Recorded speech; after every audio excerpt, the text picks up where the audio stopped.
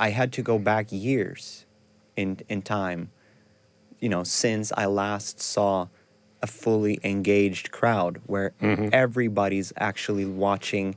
They don't have to watch me, but they're watching the band. Before I was outed and started doing interviews like this, I didn't feel completely anonymous.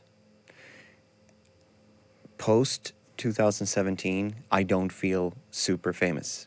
I shouldn't say this. I don't think you need radio. And that's Planet Rock. Planet Rock. Tobias Forge, welcome to London. How are you? I'm well, thank you. 25 plus years ago, you were in an underground death metal band. Mm-hmm. And with underground bands, there's very much an ideology and an ethos. You know this. It's DIY. It has to be.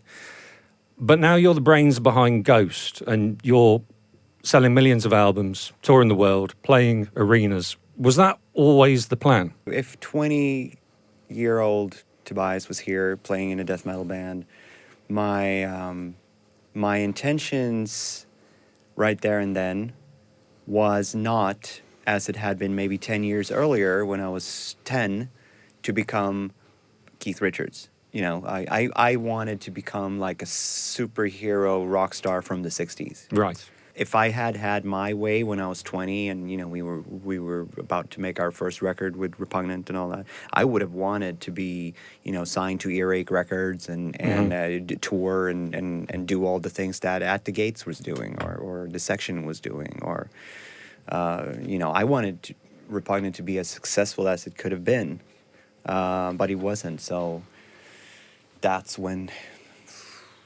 slowly and steadily the air sort of went out of that one. And then I started experimenting with other bands, and then I finally ended up doing Ghost, which is quite close to both Repugnant and my idea of transforming into someone else when I was a kid. Right, I see. So the narrative that you have with Ghost and the brilliant storytelling you have in the world you've created, that wasn't just sort of like a flash of inspiration. It was something you were kind of building up to. Oh, absolutely. I think that when Ghost was becoming popular enough to attract media that wasn't necessarily hard rock and metal based, I think that some journalists from more mainstream or alternative media might have looked at Ghost as something slightly more exotic and weird than simply how I regarded it, because it was like, how satanic image, isn't that strange?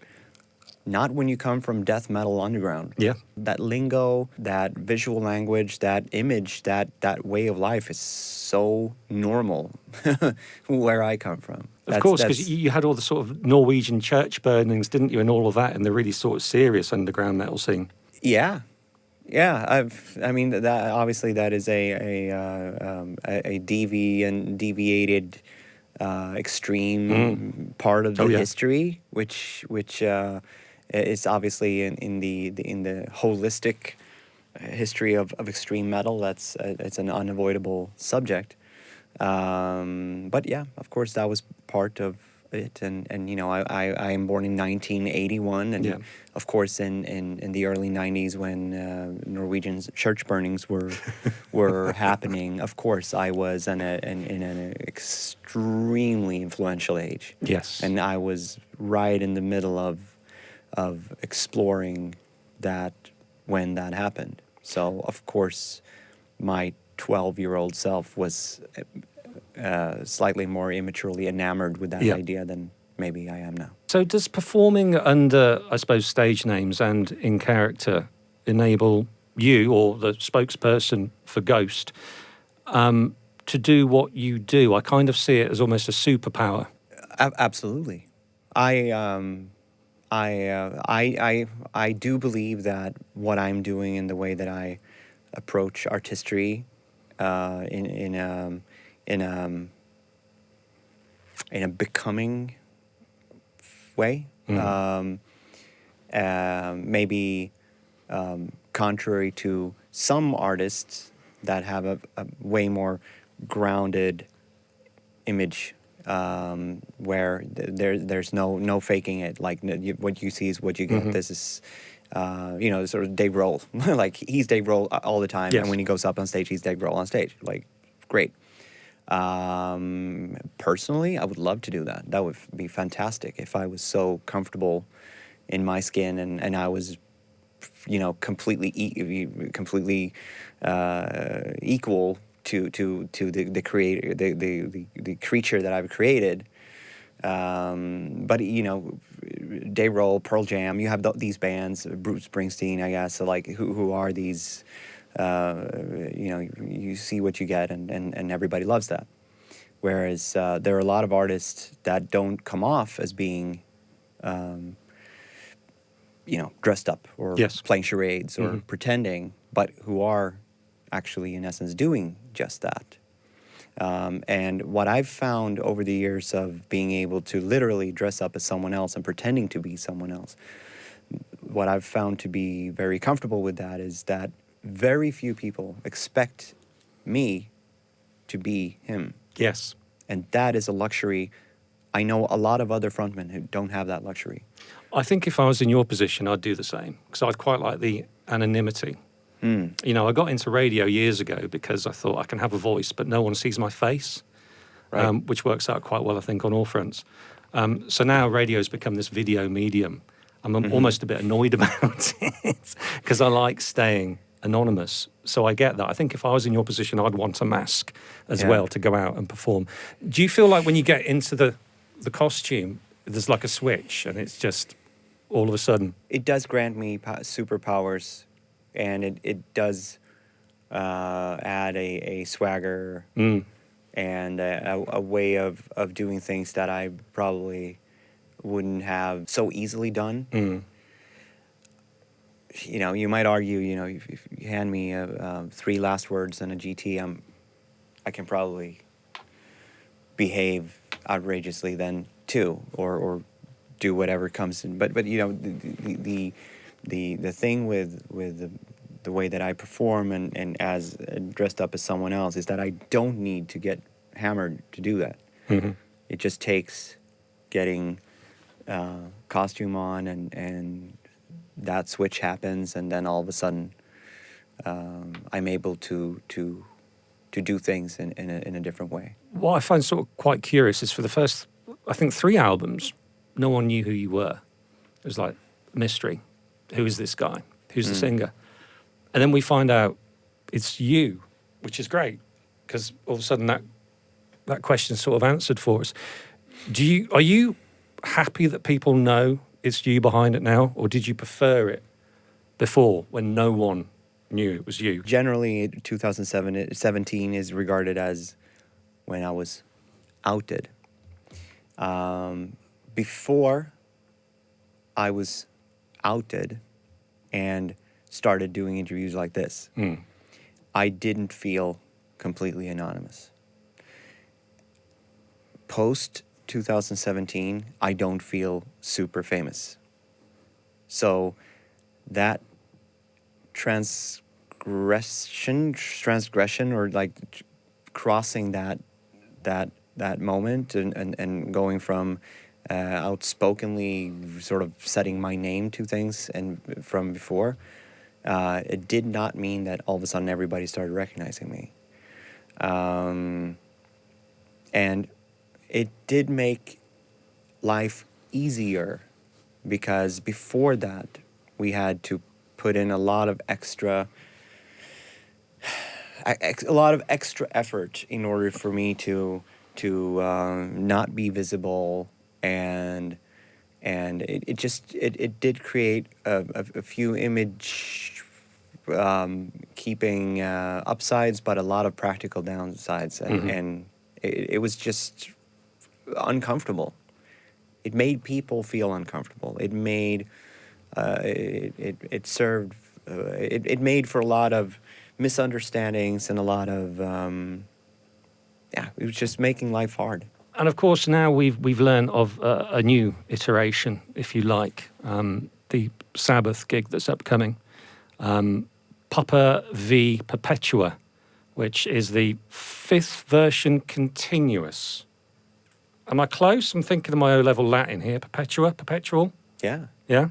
Yeah. No, this is not brain surgery. No. Thank you. I mean, do you know much about this guy as of yet? Is there anything? I'm sort of looking at a picture of him, which obviously I can't share. Right. Is there anything you can sort of tell us about him? Because I like Not really. I like funny Papa. I actually do not know yet. Right. In this case, we've had pretty much the same band for some years, so there's not a whole lot of new things there. But at any point when we do new iterations or new costumes or a new frontman for the last 2 albums, so that takes us back to 2018, we've had the same frontman, which was a little bit of a luxury, because then we didn't have to deal with the idea of presenting a new person, which we've done through 2 times before, right? 3 times, yeah, where we had to sort of present, here's a new person, please love him. Yes.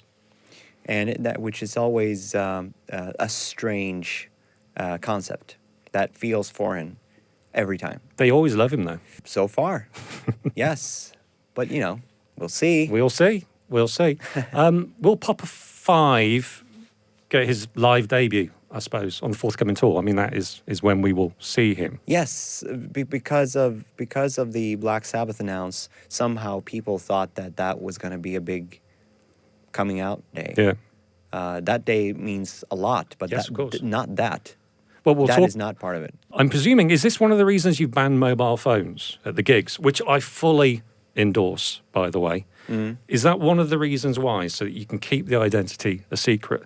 But also, is it because people with mobile phones are just bloody annoying? Yeah, no, it's the latter. Right. And no, I really want to underline that the ban has nothing to do with, let's say, copyright control. Right. It's not that, we want to sit on all the material and we don't want anybody to monetize on it has nothing to do with that.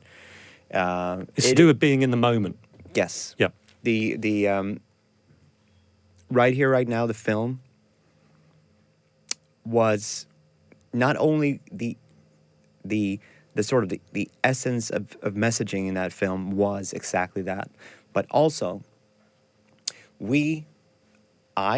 but us collectively working, making that film. We filmed 2 shows in LA in front of audiences where they had to put their they had to put their phones into pockets. You don't give it away. You have your phone. You don't have to worry about that. If you need to call, you can go out. If you need to take a photo, you can take a photo of yourself out in the lobby. That's fine.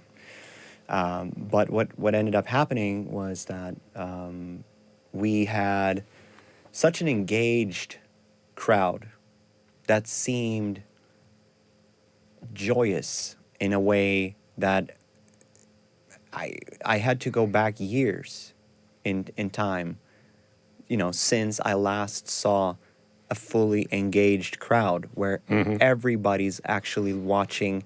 They don't have to watch me, but they're watching the band. Yeah, you and I are of an age where we can remember that, can't we? Yes. In the 90s, you go and see a rock show and there'd be no phones. There might be cigarette smoke and lighters, but that's as bad as it got. That was probably me with the cigarette.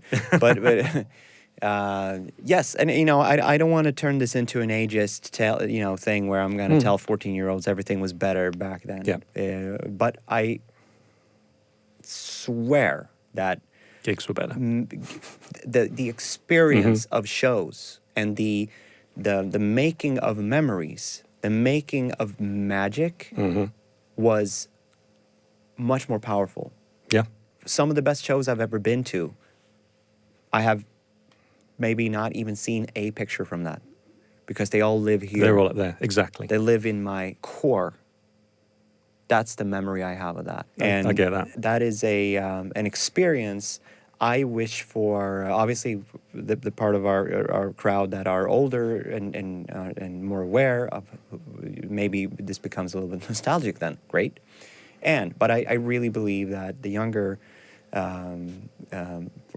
portion of our crowd will, as they did in LA, come out saying like, that was not only a great concert, that was also an overwhelming experience, because I do believe that you will feel that. Do the Ghouls get a fresh new look on this tour, or do they stay the same? No, always new. New look? Yes, Okay. of course. Okay. Well, I'm looking forward to new seeing era, it all. New record, new everything. I was reading that since the last Ghost tour, you've been on a self-imposed informational exile, which sounds good. That sounds quite healthy. What does that involve exactly? I think that what you're referring to is a bio that explains that I wrote the record in a medial blackout, which is not true. Who wrote your bio then? I'm not throwing anybody under the bus, and I don't know who wrote it. There's a twist to this, and it's that ever since November 6th last year, I have been on a media. First, it was a blackout for like two months, and then I've reverted back to more like an old school. I need to know what's going on in the world, but I'm not gonna sit and read every op-ed of people guessing. Doom scrolling. Yeah, that's because that's not bad. That's not good for me. No. That's bad for me, especially as someone who's very obsessively interested in politics and law and order and progression of mankind and all that stuff. I felt that I just came to a point where I needed to quickly withdraw and go cold turkey, and I had to come to my senses and just like look myself in the mirror and realize that I'm gonna do what I'm good at, and I'm gonna do good for the people who are relying on me. And that close proximity. I'm a husband. I'm a father. I'm a friend. I'm a provider. But I'm also a boss. And then I have a lot of people who are interested in what I'm doing. I'm blessed with this group of people who wants to follow me. And like, that is my job. I'm not a politician. I can't change the world. Even with my fucking pretty massive megaphone, I can't change the course of things.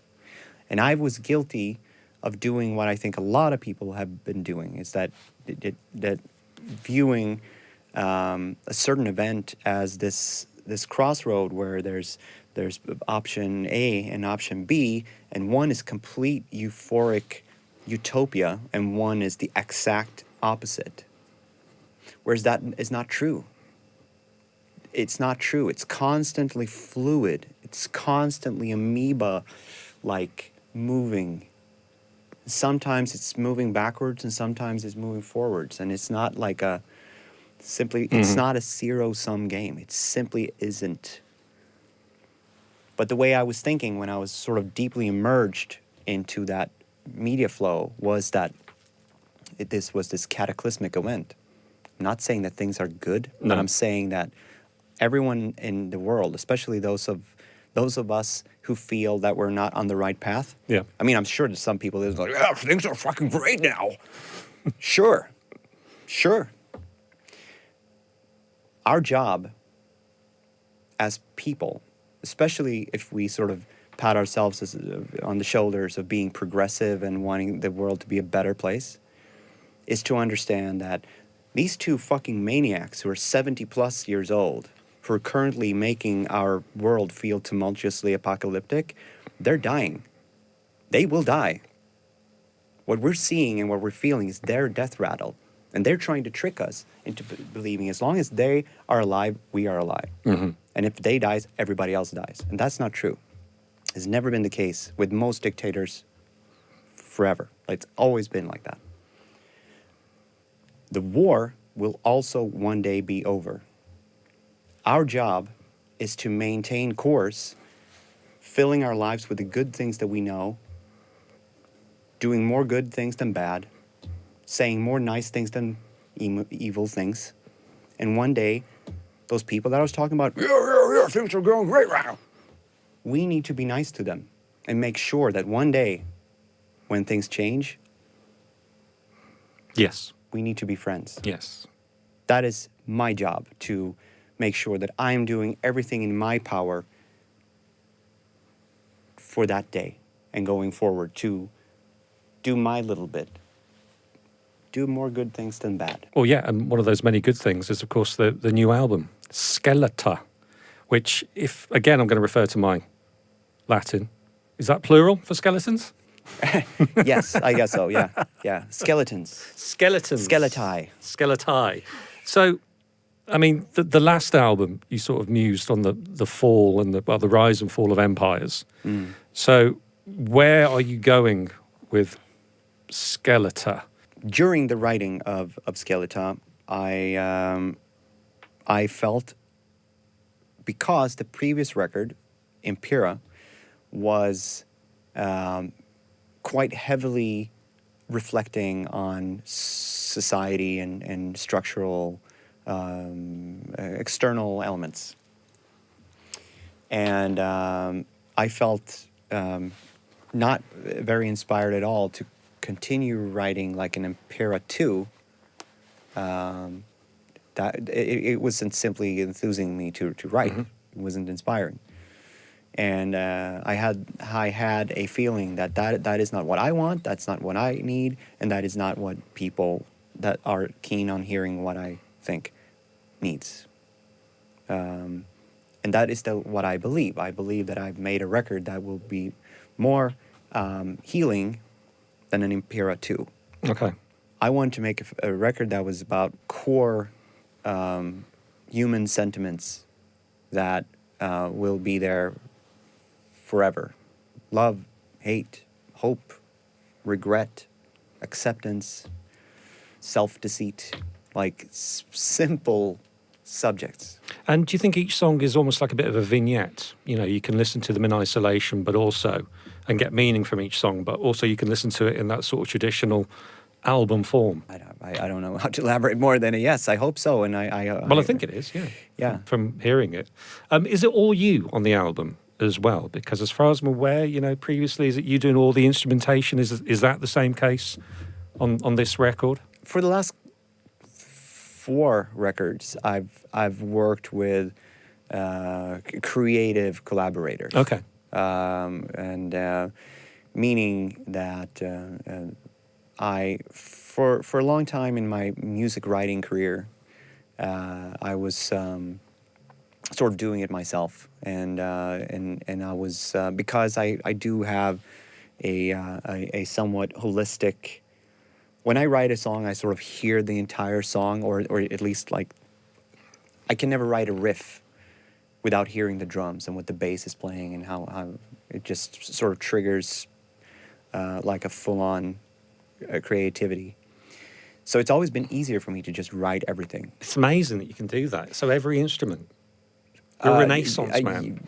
Yes, but I do have limitations. I am of course I am a little bit more of a jack of all trades. I'm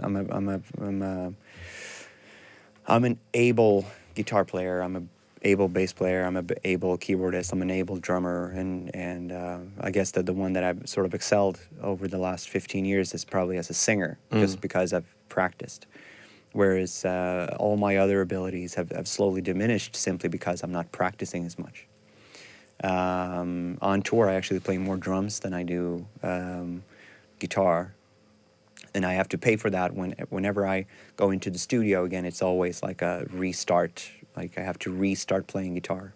The producer of Meliora is also a songwriter, and he was very keen on like, I want to make this album if you're willing to sort of let me write things with you, instead of me just accepting like whatever you want, and I was like, I want to learn how to do that because I've never really been able to do that. Whenever there was a collaboration in the past, it was usually, more of like an enforced, like, someone wrote a riff and it ended up being there. It wasn't really like a 50%, we cannot, there will be no song if we don't do this together.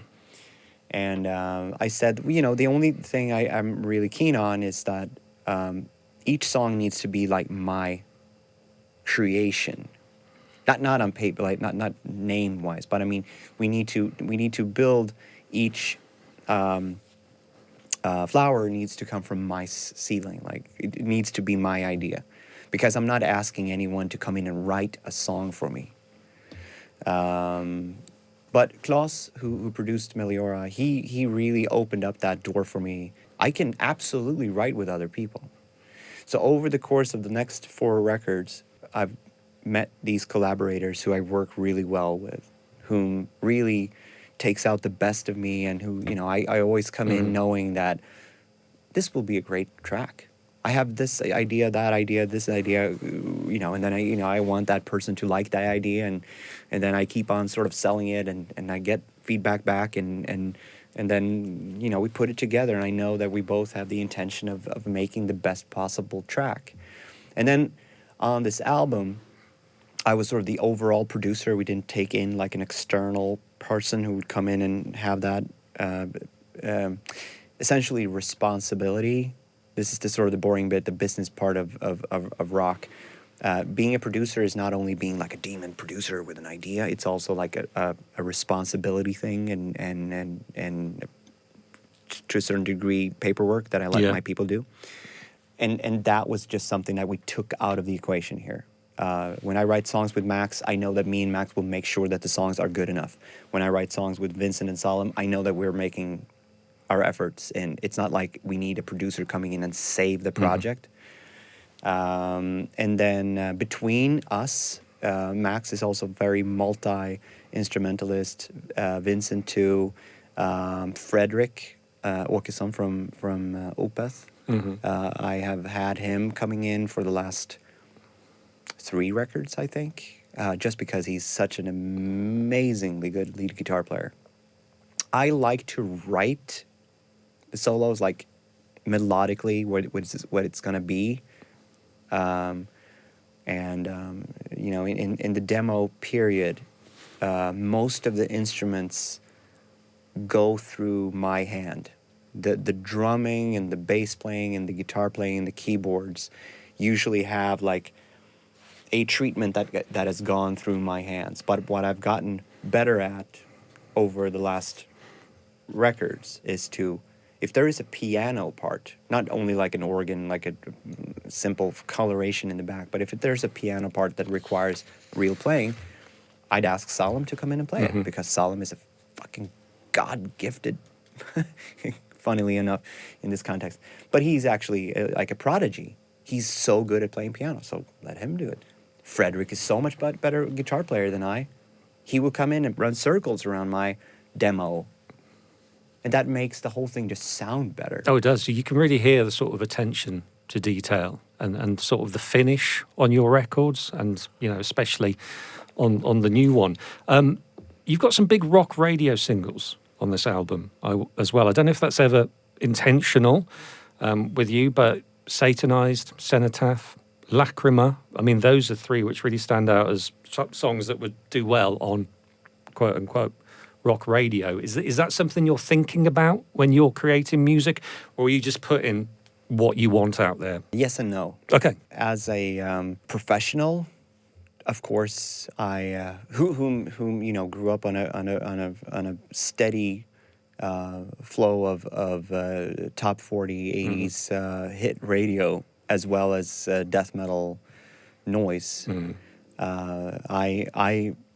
I appreciate a good hit as much as anybody else, and of course I understand that it behooves the project if there is a certain degree of sellable